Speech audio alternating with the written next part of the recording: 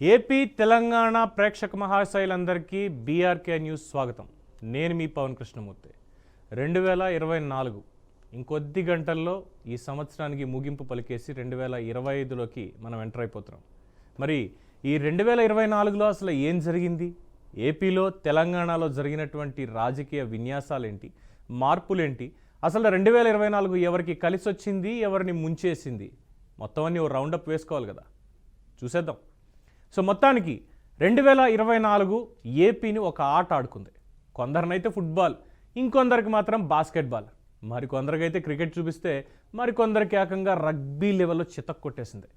అసలు అలా ఇలా కాదు, కొందరికి చివరి పేజీ అయిపోతే ఇంకొందరికి మొదటి పేజీ ఇప్పుడే మొదలైంది. నాలుకలు మడత పెట్టిన వారికి ఆ నాలుకలు కట్ చేసింది, చొక్కాలు మడత పెట్టిన వారికి చొక్కాలు లేకుండా చేసింది. ఏం ఈక్కోలేరు, అదే వాళ్ళ భాషలో అన్న వాళ్ళందరికీ కూడా కింద పైన ఆ భాష మనకు అవసరం లేదనుకోండి. అసలు ఈ ఏడాది స్క్రీన్ ప్లే మాత్రం ప్రశాంత్ నీల్ లెవెల్లో మొదలైంది. ఇప్పుడైతే త్రివిక్రమ్ స్టైల్లో అటు ఫ్యామిలీ పరంగా, యాక్షన్ పరంగా, లాజిక్లు, మ్యాజిక్లు అన్నిటి పరంగా చక్కగా నడుస్తోంది. మరి 2025 ఎలా ఉంటుందనేది చూడాలి అనే ఇంట్రెస్ట్ అయితే ప్రతి ఒక్కరికి కూడా పెంచేసింది. ఇకపోతే ఈ 2024 మరి ఎవరిని లేపింది, ఎవరిని పడేసింది?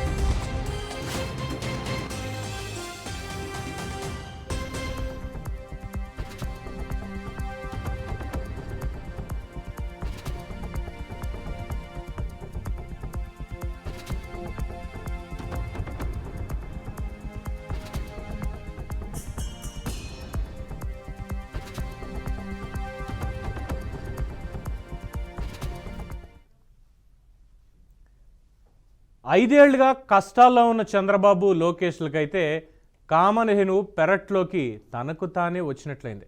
ఇక పవన్ కళ్యాణ్ అయితే ఓజీ ట్రైలర్ ఏమనుకుని తీశారో కానీ ఆ లెవెల్లో నడిచింది. ఇంకా నడుస్తోంది పవన్ ప్రస్థానం. జగన్ ఫస్ట్ హాఫ్లో మొత్తం అయోమయంలో పడితే సెకండ్ హాఫ్లో తేరుకునే ప్రయత్నం కనబడుతుంది అనుకోవాలి. ఇక ఈయనగారి అండ్ కో వాళ్ళందరూ కొన్నాళ్ళు మ్యూట్లో ఉండిపోయారు. ఇప్పుడిప్పుడే మోగుతున్న వాల్యూమ్ మాత్రం ఎక్కడా పెంచట్లేదు. కొందరైతే వైఫై కూడా దొరకకుండా తప్పించుకుని మరీ తిరుగుతున్నారు. 2024 మొదలయ్యేటప్పటికే ఎన్నికల వాతావరణం వచ్చేసింది. పొత్తులు కూడా ఫైనల్ అయిపోయాయి. సీట్ల సర్దుబాటు మాత్రం మిగిలింది. అప్పటి సీఎం జగన్ జూలు విదిలిస్తూనే ఉన్నారు. వైనాట్ 175 సింగిల్గా సింహం అంటూ తొడలు కొడుతూనే ఉన్నారు. జగన్ అన్నని అక్క చెల్లెళ్ళు మళ్ళీ సీఎం చేయడానికి సిద్ధం అంటూ హంగామా నడుస్తూనే ఉంది.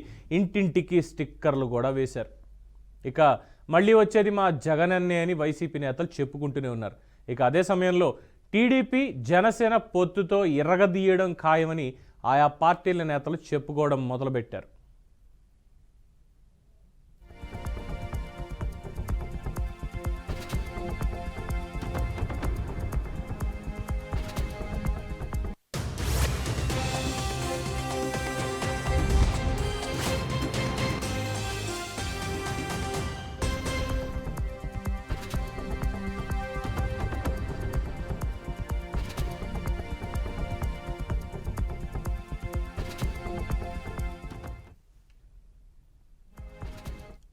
రెండు 2024లో అసలు ఈ కాక ఎలా పెరిగింది? ఒకే ఒక్క డైలాగ్, ఒకే ఒక్క చిన్న ప్రకటన పెను తుఫానే సృష్టించింది ఆంధ్రప్రదేశ్ రాజకీయాల్లో. అంటే బేసిక్గా ఇక్కడ చెప్పుకోవడానికి తెలంగాణ ఆంధ్ర రాజకీయాలంతా కూడా సేమ్ టు సేమే నడుస్తున్నాయి. కాకపోతే వారు అటువైపు వీరు ఇటువైపు అన్నట్టుగానే నడిచింది. కానీ 2024లో ఆంధ్రప్రదేశ్ రాజకీయాలు మాత్రం నా భూతో నా భవిష్యత్. ఎప్పుడో 1983లో కాంగ్రెస్ పార్టీ ఉధృతిని తట్టుకొని తెలుగుదేశం పార్టీ జయకేతనం ఏ విధంగా ఎగరవేసిందో 2024 ఎన్నికలు కూడా దానికి ఏమాత్రం తగ్గకుండా నడిచేయడంలో ఎటువంటి అతిశయోక్తి లేదు. ముఖ్యంగా power star Pawan Kalyan Chandrababu arrest అయి రాజమండ్రి జైల్లో ఉన్నప్పుడు రాజమండ్రి జైలు దగ్గర ఆయన చేసిన ప్రకటనతోనే అసలు యుద్ధం మొదలైంది. ఈ ఈక్వేషన్స్తో రిజల్ట్స్ మారిపోతాయనే టాక్ రావడం కాదు, వార్ వన్ సైడ్ అయిపోయింది అనేది ఆంధ్ర ప్రజానీకం ఇచ్చినటువంటి తీర్పు అందరికీ తెలిసిందే. అయితే ఇక్కడ జగన్ చూపించిన కాన్ఫిడెన్స్తో అందరికీ చాలా డౌట్లు బాగా పెరిగాయి. టీడీపీ జనసేన సీట్ల సర్దుబాటు దగ్గర జనసేనని పక్కన పెట్టేస్తున్నారు, ఇంకేముందిలే తెలుగుదేశం పార్టీ ఓటమి, మళ్ళీ మనం వచ్చేస్తున్నాము అని జగన్ అనుకో అక్కడ భావించడంతో ఇక వాళ్ళకి ఏం చెప్పుకోవాలో తెలియలేదు. కానీ పవన్ కళ్యాణ్ ఎందుకు నాకు 21 సీట్లే ఇచ్చారు, నేను అవే ఎందుకు కోరుకున్నాను అనే దానికి ఇచ్చినటువంటి సమాధానం, దాని మీద వచ్చినటువంటి విమర్శలు, ఇక ఇదే అదునుగా వైసీపీ కూడా చాప కింద నీరులో తన పని తాను చేయడం మొదలుపెట్టింది. అయితే తాడేపల్లిగూడెం సభ గుర్తు పెట్టుకోండి. తాడేపల్లిగూడెం సభలో పవన్ కళ్యాణ్ ఇచ్చిన ఎమోషనల్ స్పీచ్కి అటు జన సైనికులు ఇటు టీడీపీ వాళ్లే కాదు రాష్ట్ర ప్రజానికం మొత్తం పడిపోయారు. ఇక ఇక్కడ సీట్లు తక్కువ అనే మాట ఎక్కడా రాలేదు, రానివ్వలేదు. ఇంతలో బీజేపీ కూడా వచ్చి చేరిపోయింది.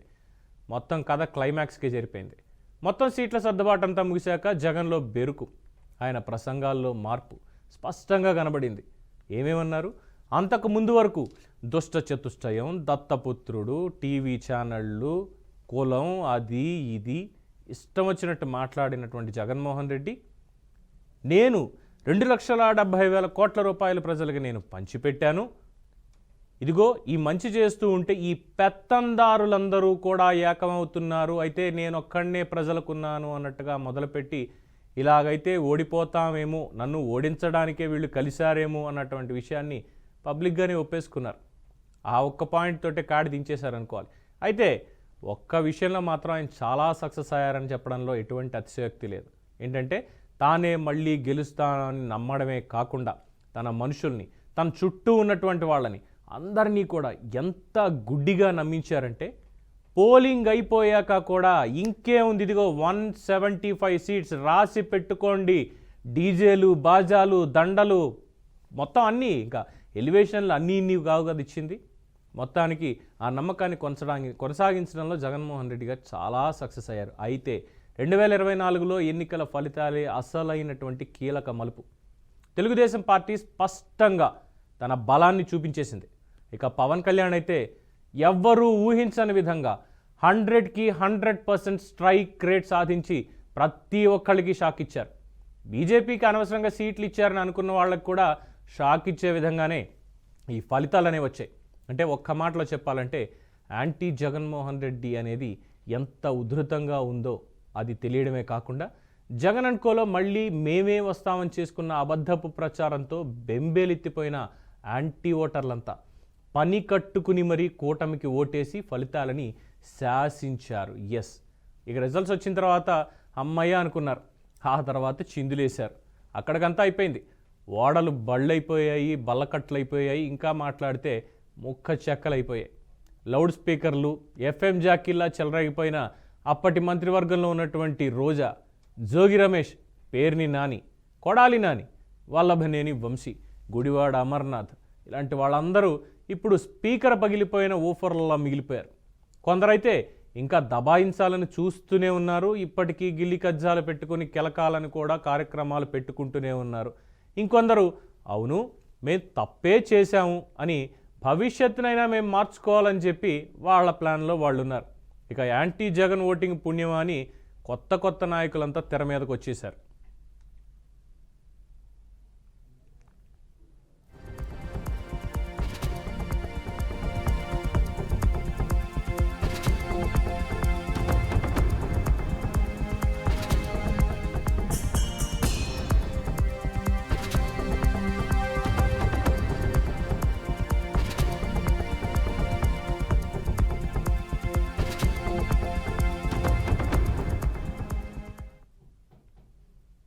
2023ని 2024ని ఒకసారి కంపేర్ చేసినట్లయితే 2023లో చంద్రబాబుని జైలుకి పంపించారు. కానీ ఆ జైలుకు పంపించడం అనేది 2024లో తెలుగుదేశం పార్టీకి కానీ, పవన్ కళ్యాణ్కి కానీ, లేదు ఆంధ్రప్రదేశ్ రాష్ట్ర ప్రజానీకానికి కానీ రాజమార్గాన్ని చూపించింది. అధికారంలో వాళ్ళని కూర్చోబెట్టేలా చేసింది. అది కూడా ఏపీ చరిత్రలో కని విని ఎరుగని బలంతో 164 సీట్ల మ్యాండేట్ తోటి 2019 ఎన్నికల్లో 151 సీట్ల మ్యాండేట్ని చూసే నూరెళ్లబెట్టినటువంటి ఆంధ్రప్రదేశ్ ప్రజానీకం ఇది మనమేనా అసలు ఇచ్చింది అని ఆశ్చర్యంతో అప్పుడుంటే, దాన్ని మించి ఇంకోటేదో ఇవ్వబోతున్నారు అనేది 2023లో చంద్రబాబుని అరెస్ట్ చేయడంతో సిద్ధమైపోయింది. ఇక 151 కాదు, దాన్ని మించి ఇవ్వాలి అని చెప్పి దాదాపు 164 సీట్లలో, దాదాపు ఏమిటి మొత్తం 164 సీట్లలో పూర్తిగా తెలుగుదేశం పార్టీ, జనసేన, భారతీయ జనతా పార్టీ కూటమిని కూర్చోబెట్టేసింది. జగన్మోహన్ రెడ్డిని మోహన్ రెడ్డిని చేసేశారు. ఇప్పటికీ కూడా అందరూ ర్యాగింగ్ చేస్తున్నారు పాపం. ఆ 11 వచ్చాయి. ఆఖరికి చూస్తున్నాం కొన్ని స్టార్టప్ కామెడియన్స్ వీళ్ళందరూ కూడా చేసేటువంటి కామెంటరీ, చంద్రబాబు నాయుడు గారి విజన్ చాలా గొప్పది, ఆయన ఎప్పుడో చెప్పాడు మోహన్ రెడ్డి అని చెప్పని. ఎలాగా? ఆయన సింబల్ ఊపుతూ చేతులు. ఆ జైల్లో పెట్టినటువంటి క్షణం ఆయన బలంగా అనుకుని ఉంటాడు, నేను ప్రజల కోసం కష్టపడ్డాను కానీ ఎవరి కోసమో స్వార్థంతో నేను చేయలేదే, కానీ నేనే ఇక్కడికి వచ్చానంటే ఎంతటి కఠినమైనటువంటి వాళ్ళు ఉన్నారు అక్కడ, ఎంతటి నియంతలు ఉన్నారు అక్కడ, ఇలాంటి వాళ్ళని రాష్ట్రంలో ఉంచడం మంచిది కాదు అని గట్టిగా డిసైడ్ అయినట్టున్నారు. ఒక బలమైనటువంటి స్నేహితుడిని పవన్ కళ్యాణ్ రూపంలో 2024 ఆయనకి అందించింది. దాంతో ఆయన కనుసన్నలతో అడ్మినిస్ట్రేషన్ నడిపించడానికి ఇక కొడుకుని పక్కనే నిలబెట్టింది. యువగళం అన్న పేరుతోటి తడబడుతూ అడుగు మొదలుపెట్టిన పవన్ కళ్యాణ్ని ప్రధాని నరేంద్ర మోడీ గారు తుఫాన్తో పోల్చారు. ఆ తుఫాన్కి ఇంకో పేరు కూడా పెట్టుంటే బాగుండేది, ఆ పేరు లోకేష్కి సరిగ్గా సరిపోయేది అని విశ్లేషకుల అభిప్రాయం. కేంద్రంలో ఎన్డీఏ ప్రభుత్వానికి కూడా చంద్రబాబు అవసరం వచ్చి పడింది మొత్తం వీళ్ళందరితో కలిసి. దీంతో మొత్తం అన్ని వైపులా పాజిటివ్ వైబ్స్ తోటి హ్యాపీగా చంద్రబాబు తన మార్కు విజనరీ పాలన అందించే విధంగా అడుగులు వేశారు, వేస్తున్నారు, వేస్తూనే ఉన్నారు. ఇప్పటికే 1,00,000 కోట్ల పైచిలకు పెట్టుబడులు వస్తూనే ఉన్నాయి. అమరావతి స్పీడప్ అయిపోయింది. పోలవరం కూడా వేగం పెరిగింది. నదుల అనుసంధానానికి నిన్నటికి నిన్న స్పెషల్ రిప్రజెంటేషన్ ఇచ్చారు ముఖ్యమంత్రి చంద్రబాబు. ఇక పవన్ కళ్యాణ్ అయితే తనకిచ్చినటువంటి శాఖల్లో చెలరేగిపోతున్నారు. ఆయనక నిధుల కొరత లేదు. ఇక లోకేష్ పెట్టుబడులకు సంబంధించి, కంపెనీలకు సంబంధించి ఆయన ప్రయత్నాలన్నీ ఆయన చేసుకుంటూనే ఉన్నారు. ఇక చంద్రబాబు ఆయన విజన్ గురించి మనం ఎంత తక్కువ మాట్లాడితే అంత మంచిది. ఎందుకంటే ఆయన విజన్ మనకు అర్థం కాదు. ఆయన విజన్ ఆయన ఆలోచిస్తే ఈరోజు దాన్ని ప్రపంచం రేపో ఎల్లుండి అందిపుచ్చుకుంటూ ఉంటుంది. అంత విజన్ అనేది దాదాపు 4 దశాబ్దాలుగా చూస్తూనే ఉన్నాం. ఇక ఇందులో కూడా కాస్త కీడు మేలు ఇలాంటివి చూసుకుంటే పాపం చంద్రబాబుకి ఓ పక్కన పార్టీ పరంగా చూసుకుంటే కొంతమంది కొరకరాని కొయ్యలుగా మారిపోయారు. అధికారంలోకి వచ్చిన తర్వాత మీరెవరూ ఎందులోనూ వేలు పెట్టద్దు, ఏ వ్యాపారాల్లోనూ అనవసరంగా తలదూర్చొద్దు, ముఖ్యంగా ప్రభుత్వానికి సంబంధించి పాలసీల్లో మేము చేయాల్సింది మేము చేస్తాం, మీరు మీ నియోజకవర్గాల్లో పనిచేసుకోండి, ఇసుక, మట్టి, లిక్కరు, రేషన్ బియ్యం ఇలా ప్రతి దాంట్లోనూ నాయకత్వం వాళ్ళు ఇష్టం వచ్చినట్టు చేసేటువంటి ప్రయత్నం చేస్తూ ఉంటే మందలిస్తూనే ఉన్నారు. ఎమ్మెల్యేలు కొంతమంది మాట వినడం లేదు. అయితే దీనికి కూడా వీళ్ళని కట్టడి చేయడం ఇప్పట్లో కాదు సాధ్యం, ముందు రాష్ట్రాన్ని గాడిన పెట్టాలి అంటూ చేస్తే చేయండిరా నాయనా, మరి ఇంత అరాచకమా అనే కామెంట్లు వచ్చేలా మాత్రం దయచేసి చేయకండి అంటుంటే అవే కామెంట్లు ఇప్పటికీ వినిపిస్తున్నాయి. అంటే ప్రజల నుంచి పూర్తి మద్దతు ఉంది. ఇక ప్రతిపక్షమా, మేము మా ఆట ఏదో ఆడుకుంటాం, మమ్మల్ని ఎలాగో అసెంబ్లీలోకి రానివ్వరు, మేమే రాము అనుకుంటూ వాళ్ళ పని వాళ్ళు చేసుకుంటున్నారు. వాళ్ళ నుంచి ఇబ్బంది లేదు. ఇక కేవలం చంద్రబాబు పని ఏంటంటే పాలసీలు చేయడం, పాలన ఎలా ఉందో చూడడం, అవినీతి అరాచకం లేకుండా చూడడం. కానీ దీంట్లోనే అడ్డుపడేది కేవలం పార్టీ నేతలే అనేది కాస్త ఒక చెణుకులా మాత్రం మిగిలిపోయింది. అయితే ఈ విషయంలో చంద్రబాబు కాస్త ఫెయిల్ అయ్యారని మాత్రం చెప్పొచ్చు.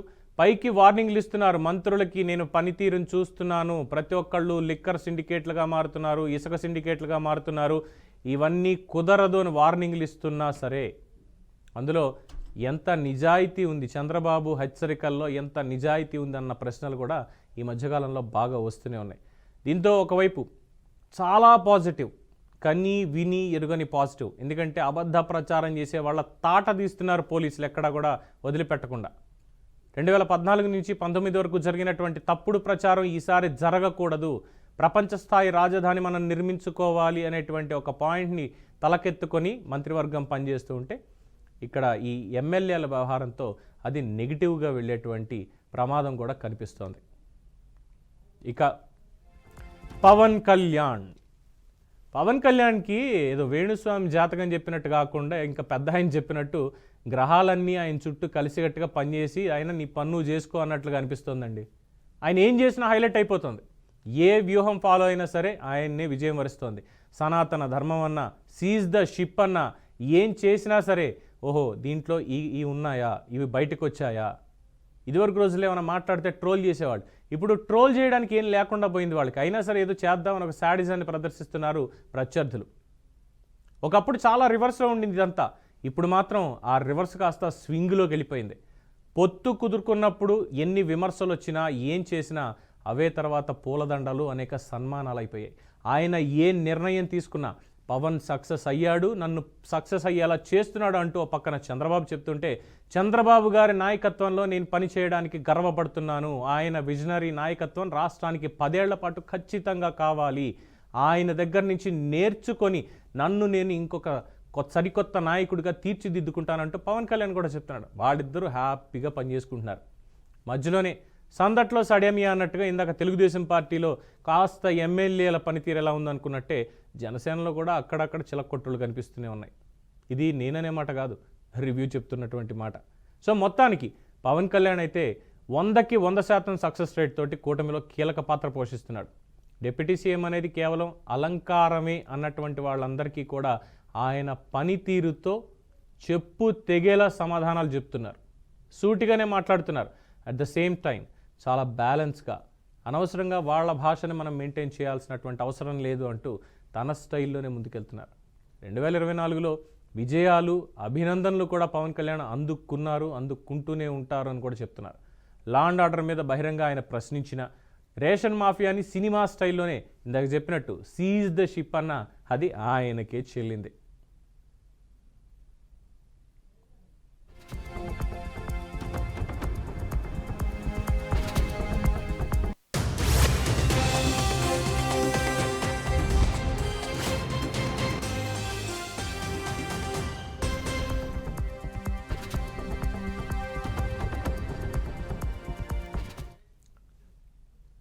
సినిమా ఇంత స్ట్రాంగ్గా ఉంటే అంత నచ్చదు కదా మనకి.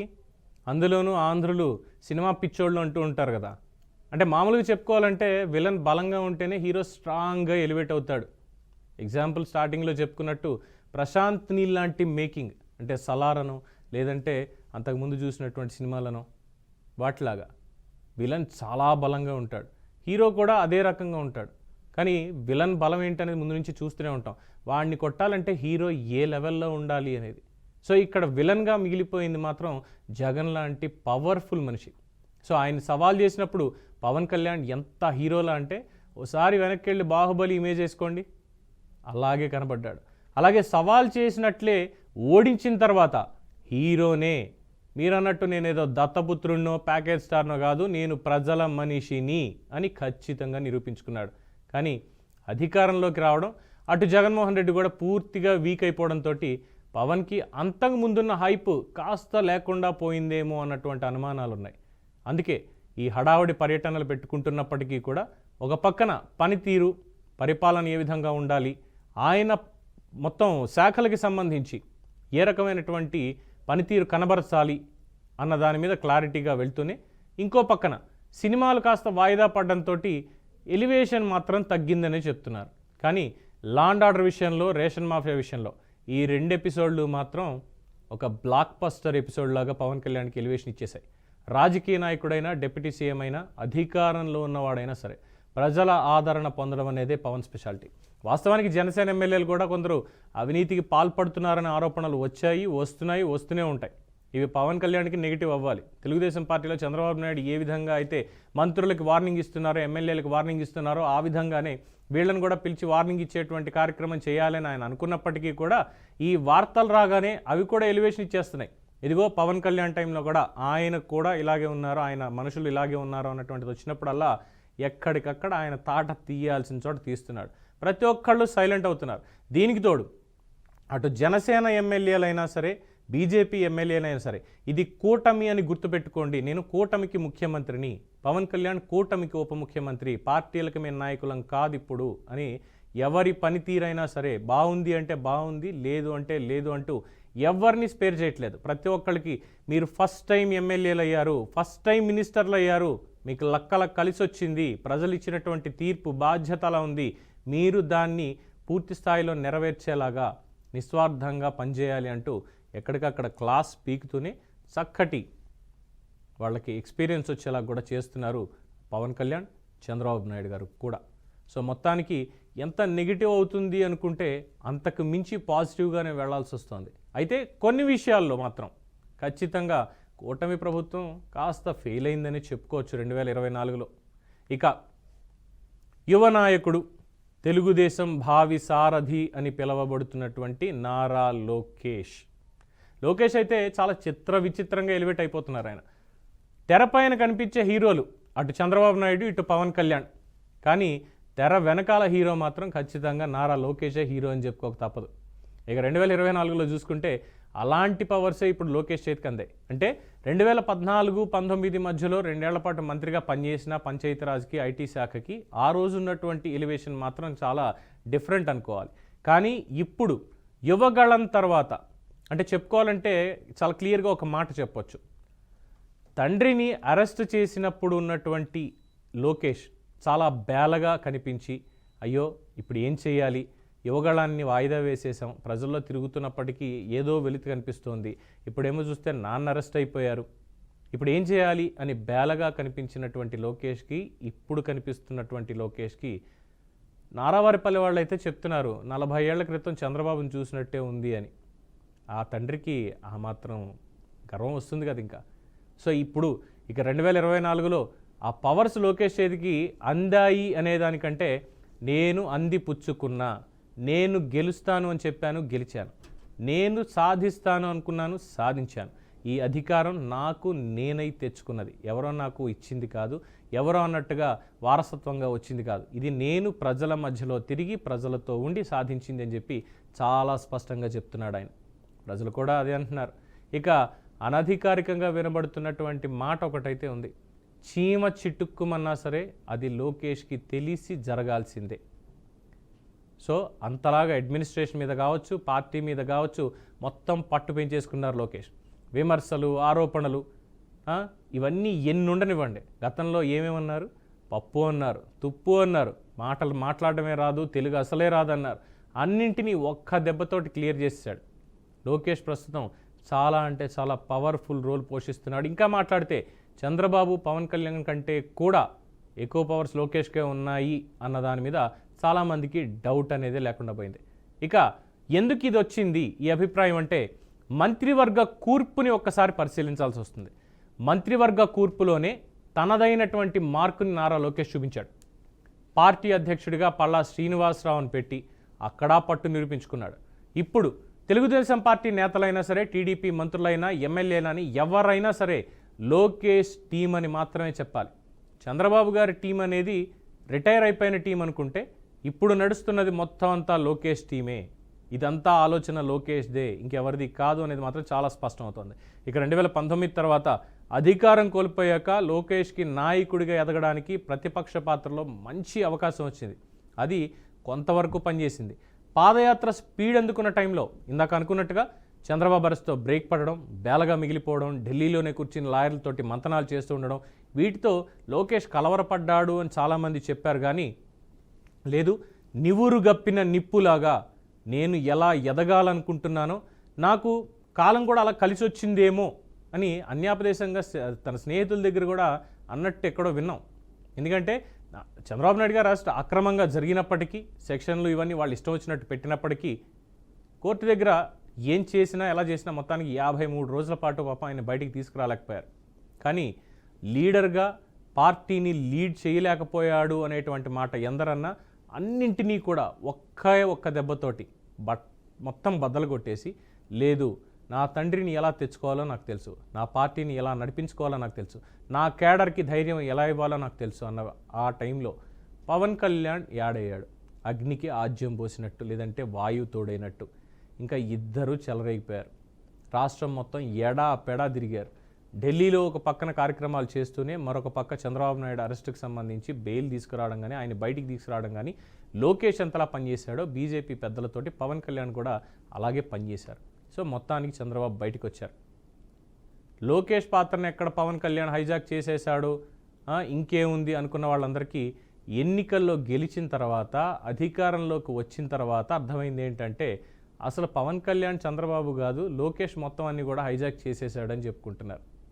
చంద్రబాబు నాయుడు గారు కనుక ఇది వింటే నవ్వుకుంటారేమో.